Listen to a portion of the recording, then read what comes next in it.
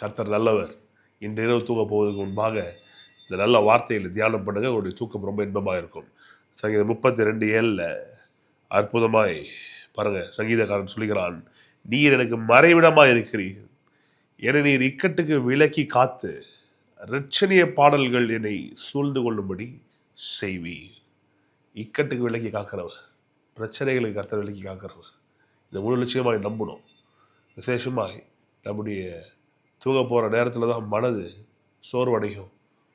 அந்த நாள் முழுவதும் நடந்த காரியங்கள் அப்படியே எண்ணங்கள் அப்படியே மனதில் அப்படியே சுழன்று கொண்டே இருக்கும்.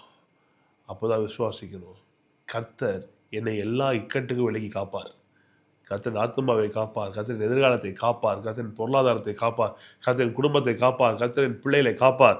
எல்லா இக்கட்டுகளுக்கும் விலக்கி காத்து இரட்சணிய பாடல்கள் என்னை சூழ்ந்து கொள்ளும்படி செய்கிறார். நல்ல பாடல்கள், ரட்சிப்பின் பாடல்களை பாடணும். நல்லா பாடி கர்த்தரை ஆராதிச்சுட்டு தூங்க போங்க.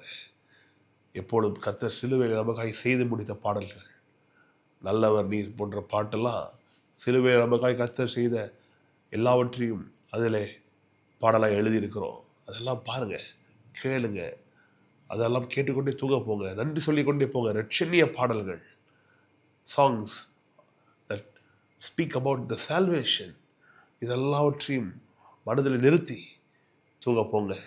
கர்த்தர் உங்களை விடுவிக்க வல்லவராக இருக்கிறார். எல்லா இக்கட்டுக்கும் விலக்கி காக்க வல்லவராக இருக்கிறார். Good night. God bless you. நல்லா தூங்குங்க. கர்த்தர் உங்களுடைய நித்திரை ஆஸ்வதிப்பாராக. ஷலோம்.